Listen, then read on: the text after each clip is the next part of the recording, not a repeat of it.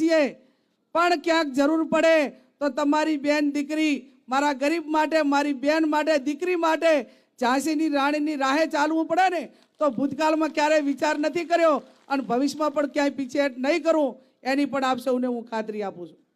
ત્યારે 1947માં આ દેશની આઝાદી બચાવવા માટે